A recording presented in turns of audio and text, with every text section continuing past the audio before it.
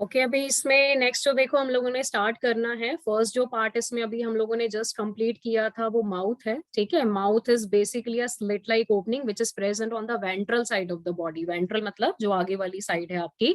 Then mouth leads into a cavity which is known as the buccal cavity और you can say the oral cavity, जिसमें आपने तीन parts पढ़े थे।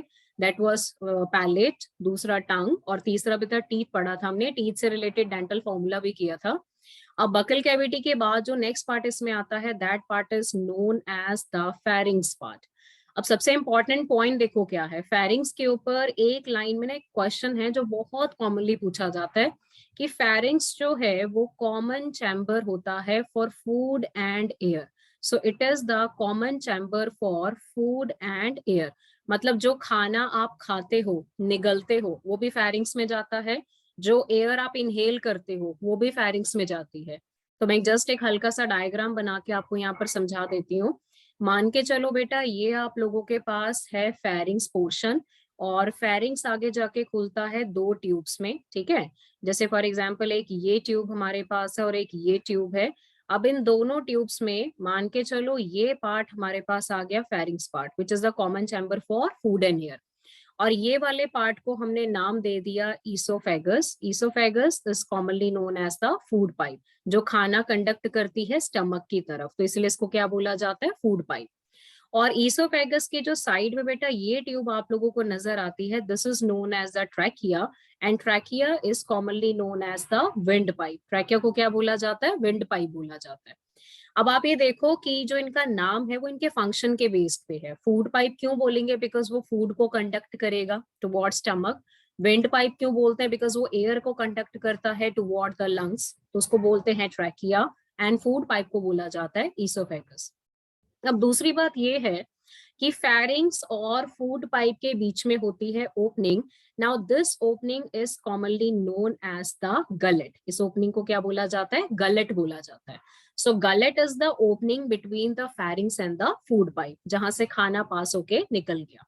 लेकिन बेटा फेरिंग्स और ट्रैकिया के बीच में जो ओपनिंग है, this opening is commonly known as the glottis. इस ओपनिंग को क्या बोला जाता है, ग्लॉटिस बोला जाता है।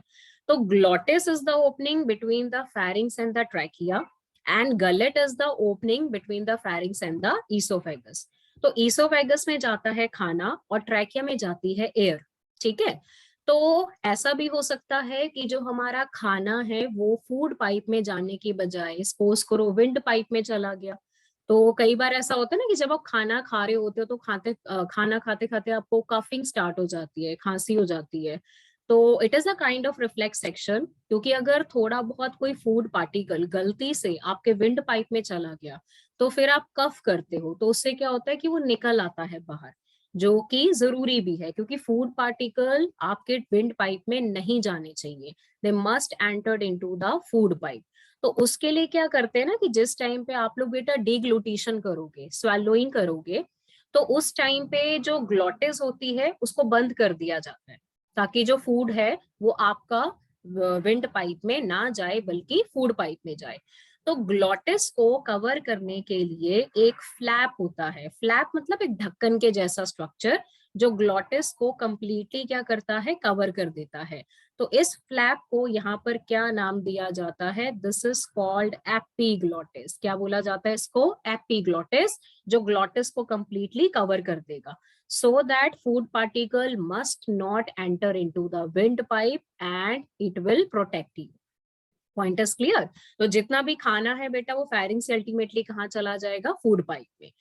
तो ईसोफेगस जो है यानी कि जो हमारा फूड पाइप है, और जो हमारे पास होता है यहाँ पर trachea. So we have oesophagus and the trachea. Trachea is called wind pipe.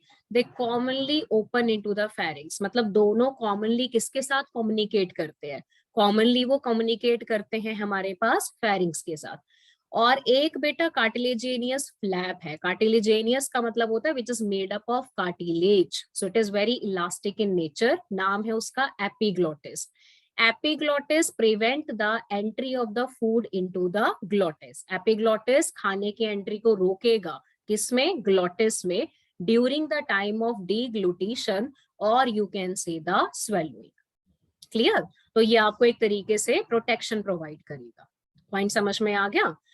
अब इसके बाद बेटा यहाँ पर नेक्स्ट जो पार्ट आता है फेरिंग्स के बाद, तो फेरिंग्स के बाद नंबर 4th पार्ट आता है ईसोफेगस, क्योंकि हमने तो वहां जाना है ना जहां हमारा खाना जाएगा, because we are dealing with the digestive system.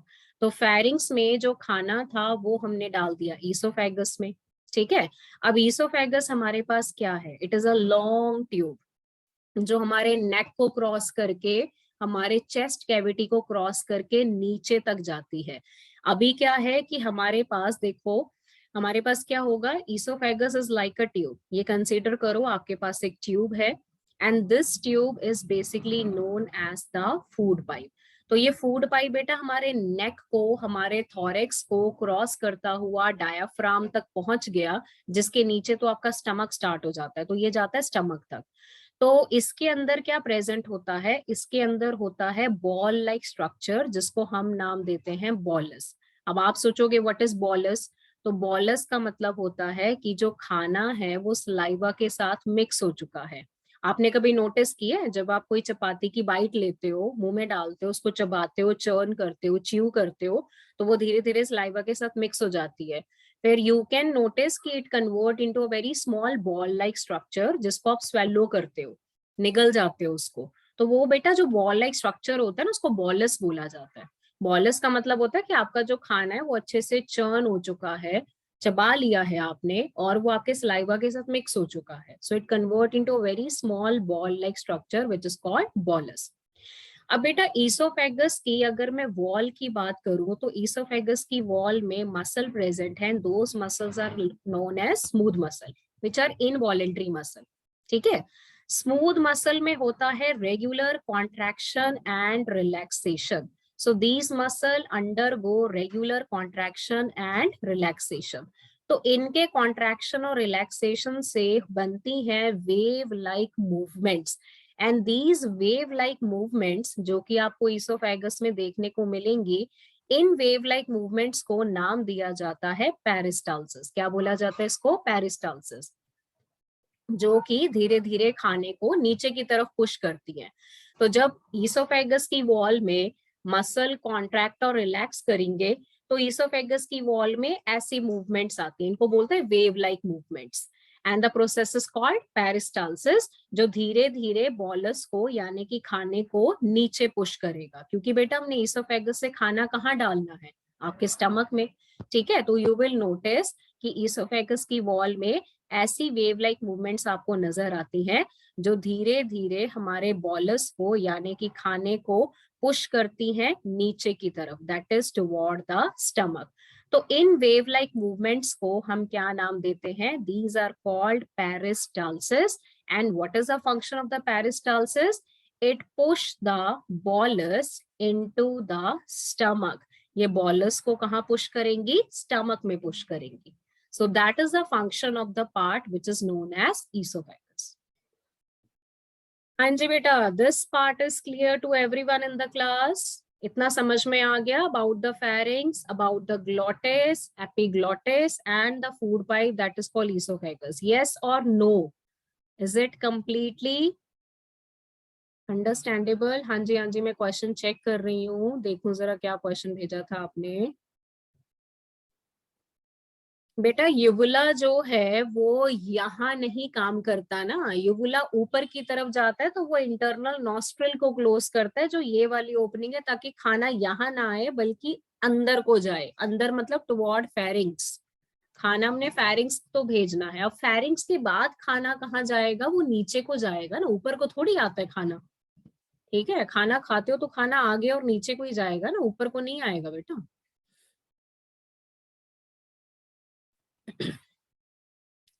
तो ये तो हो गया बेटा, अब हमारे पास फेरिंग्स के रिगार्डिंग, फेरिंग्स हो गया, ईसोफेगस हो गया। अब हम चलते हैं अपने नेक्स्ट पार्ट के ऊपर। अब नेक्स्ट पार्ट पे आ जाओ।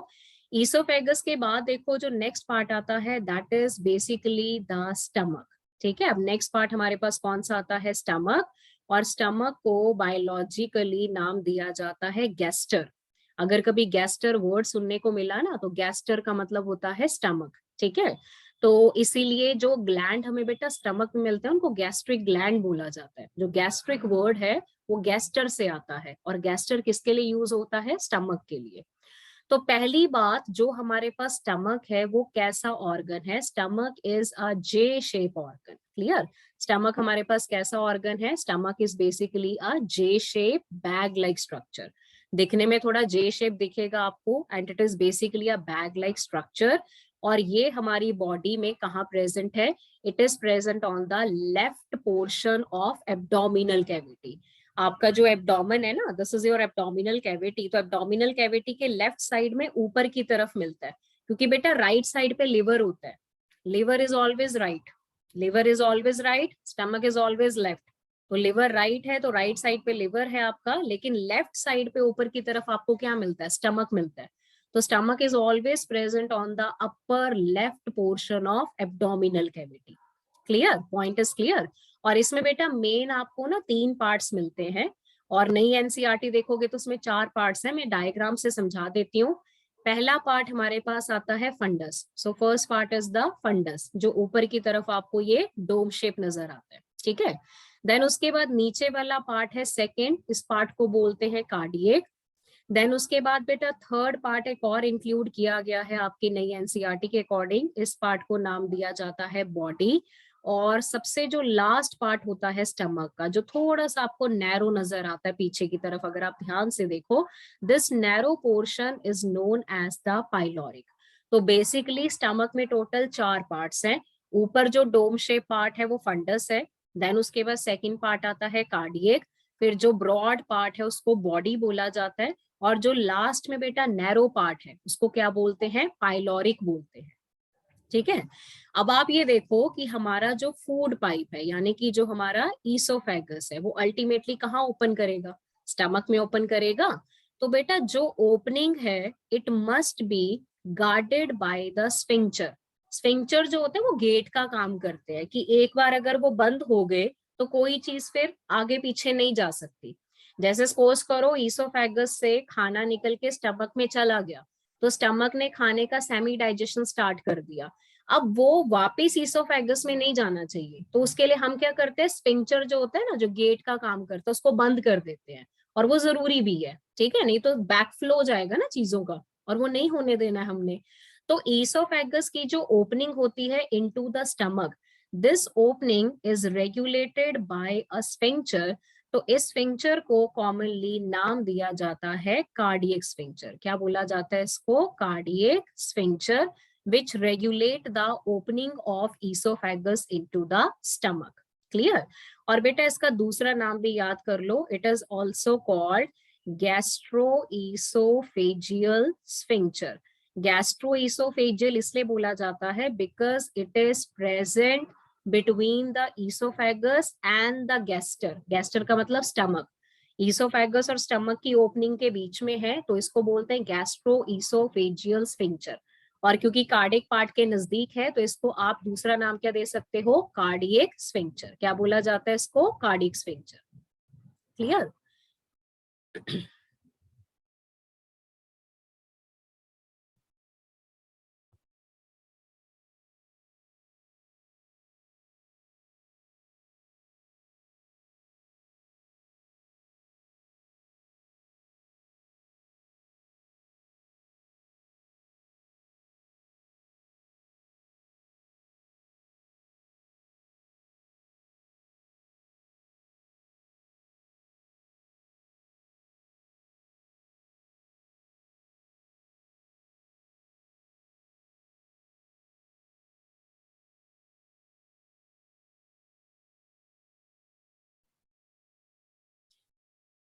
अच्छा, तो मैं यहाँ पर आपको ये बता रही थी कि जो स्टमक और ईसोफेगस की ओपनिंग है, that is guarded by a sphincter. और स्फिंक्टर को बेसिकली यहाँ पर नाम दिया जाता है कार्डियक स्फिंक्टर का, जो खाने के बैक फ्लो को रोकने का काम करता है। ठीक है?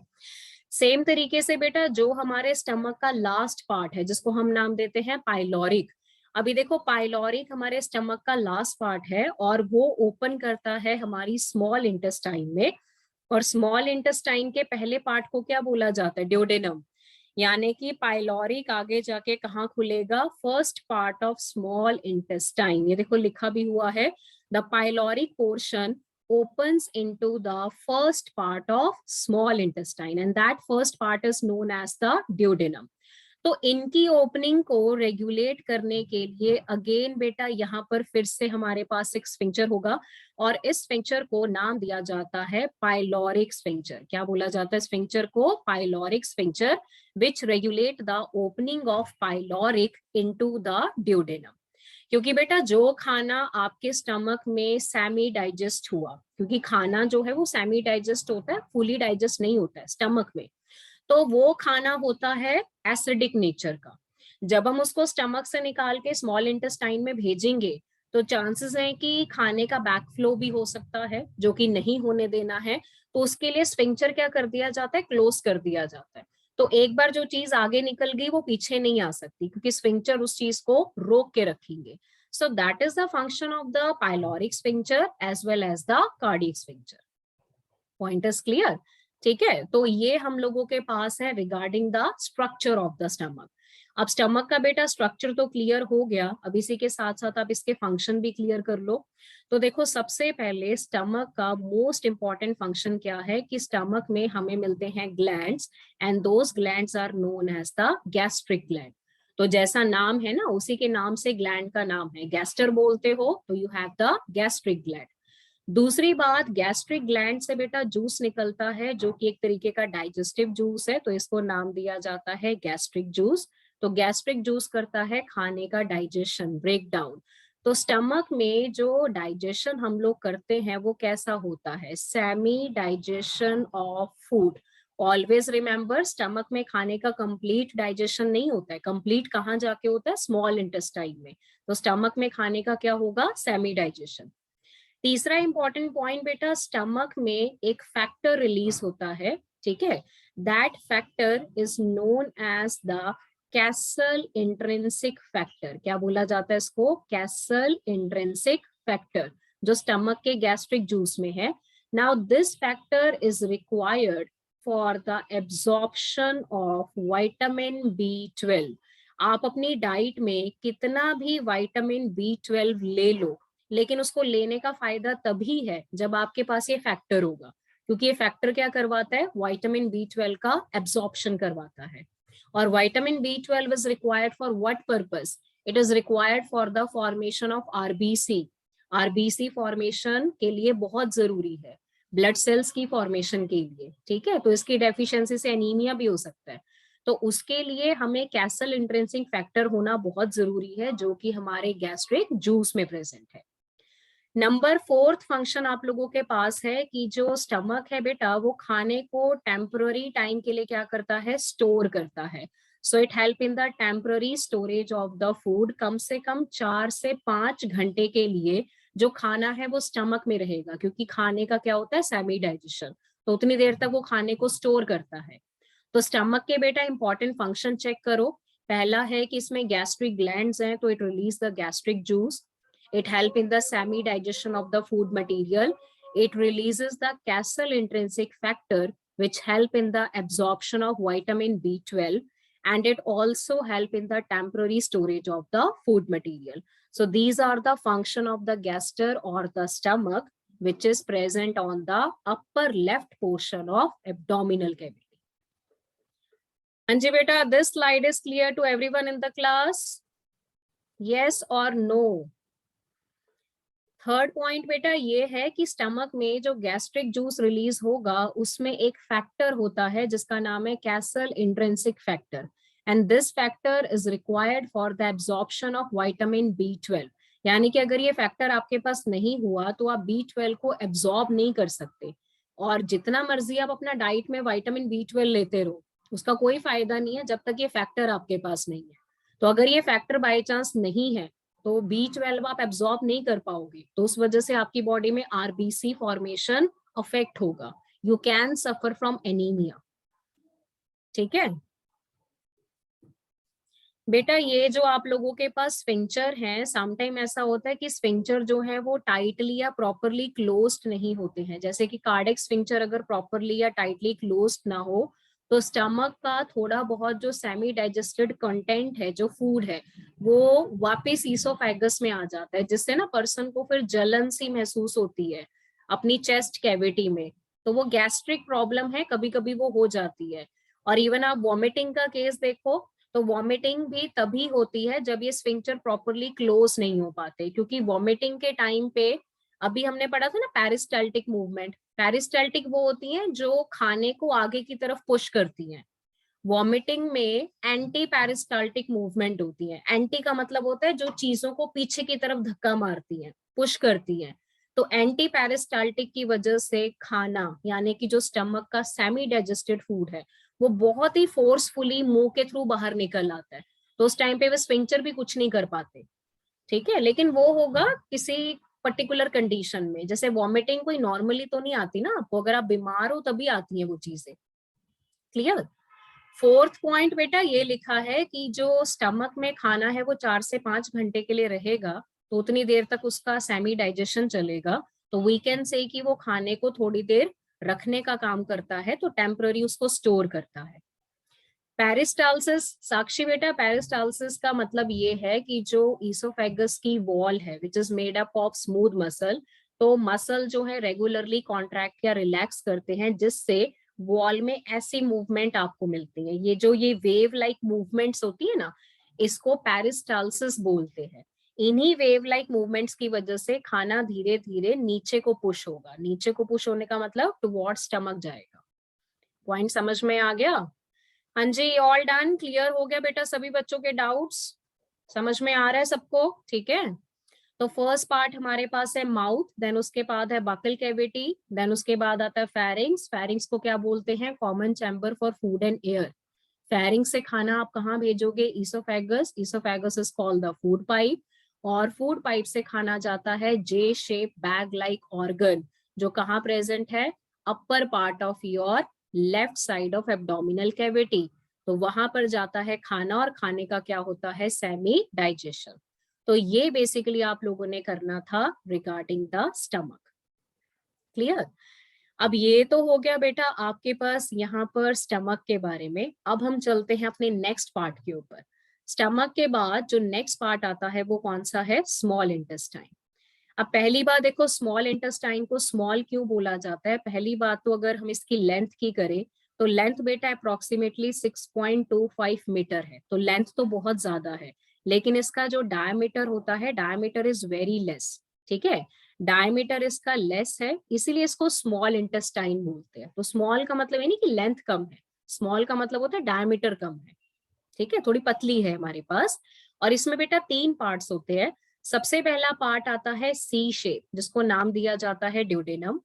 मिडल पार्ट जो है दैट इज कॉल्ड ज्यूजेनम। और लास्ट वाला टर्मिनल पार्ट होता है इलियम। तो स्मॉल इंटेस्टाइन में कितने पार्ट्स हो गए? 3 पार्ट्स, ड्यूडेनम, ज्यूजेनम, इलियम। ठीक है, ड्यूडेनम फर्स्ट पार्ट है, सी शेप है। मिडल पार्ट कौन सा है? ज्यूजेनम। और लास्ट पार्ट कौन सा है? Ileum. Ileum is the terminal part. और साफ साफ पॉइंट लिखा हुआ है, the opening of stomach into the duodenum is guarded by the pyloric sphincter। याद है ना, पाइलोरिक स्फिंक्चर मैंने बताया था आपको। ठीक है, तो इसके लिए हम क्या करते हैं, एक बार बेटा डायग्राम चेक कर लेते हैं। बिल्कुल फर्स्ट डायग्राम है आपकी एनसीईआरटी में, लुक एट दिस डायग्राम। अब इस डायग्राम में ये पार्ट हमारे पास है stomach, which is known as the gaster. Gaster open करता है स्मॉल इंटेस्टाइन में, तो स्मॉल इंटेस्टाइन का फर्स्ट पार्ट कौन सा आता है? Duodenum. This is the first anterior part. Duodenum के बाद सेकंड मिडल पार्ट आता है this one which is called jejunum, जो बहुत ही ज्यादा बेटा कॉइल्ड पोर्शन है, हाईली कॉइल्ड पोर्शन, मुड़ा हुआ घुमा हुआ highly coiled middle portion which is called ज्यूजेनम। और ज्यूजेनम जो है वो आप लास्ट में ओपन करता है इस पोर्शन में। This is the last part of small intestine which is known as the ileum. तो फर्स्ट पार्ट है ड्यूडेनम, सेकंड पार्ट है ज्यूजेनम, और थर्ड पार्ट हमारे पास है इलियम। तो तीनों मिलके बेटा किसका पार्ट बनाते हैं? स्मॉल इंटेस्टाइन का। ठीक है, तो we have duodenum that is anterior part, middle part is jejunum which is highly coiled portion, and the last terminal part is called ileum. तीनों किसके पार्ट्स हो गए? ये तीनों हमारी हैं स्मॉल इंटेस्टाइन के पार्ट। अब बेटा स्मॉल इंटेस्टाइन के बारे में पूछे जाते हैं इंपॉर्टेंट क्वेश्चंस फंक्शन के बारे में, तो ध्यान से सुनो। पहली बात, स्मॉल इंटेस्टाइन में we have the glands and those glands are commonly called intestinal glands.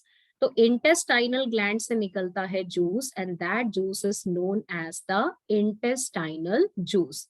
तो इंटेस्टाइनल जूस का एक और नाम है, वो सब बच्चे याद करेंगे, succus entericus. What is another name?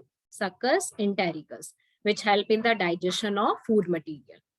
इसके अलावा जो हमारी स्मॉल इंटेस्टाइन है, it also receive the juice from the liver.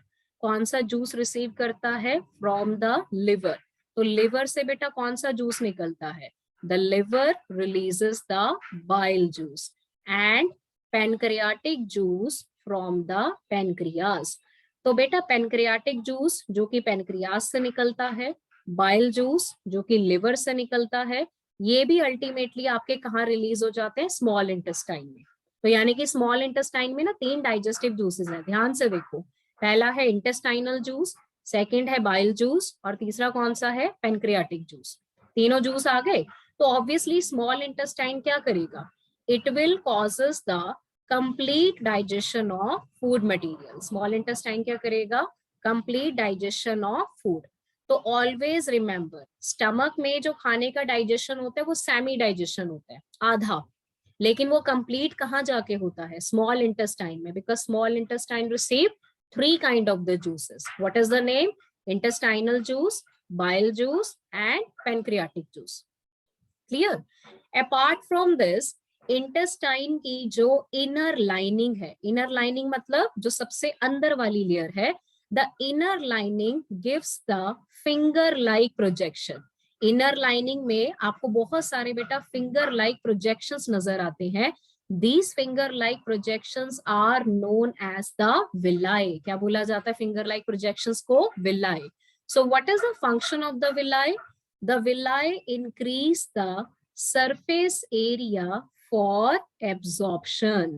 ठीक है, अगर आपसे पूछा गया कि आपकी एलिमेंट्री कैनाल में सबसे ज्यादा absorption, like 80 to 90% of absorption कहाँ होता है, तो ऑलवेज रिमेंबर मैक्सिमम एब्जॉर्प्शन आपको मिलता है स्मॉल इंटेस्टाइन में, because small intestine contain finger like projections which are called villi. Villi increase the surface area for absorption.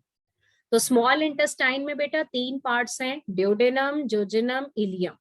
और स्मॉल इंटेस्टाइन में 3 तरह के जूसेस आते हैं, intestinal juice, bile juice, pancreatic juice. तो it will causes the complete digestion of the food material and it is the site for the maximum absorption because it contain large number of the finger like projections and those projections are called villi.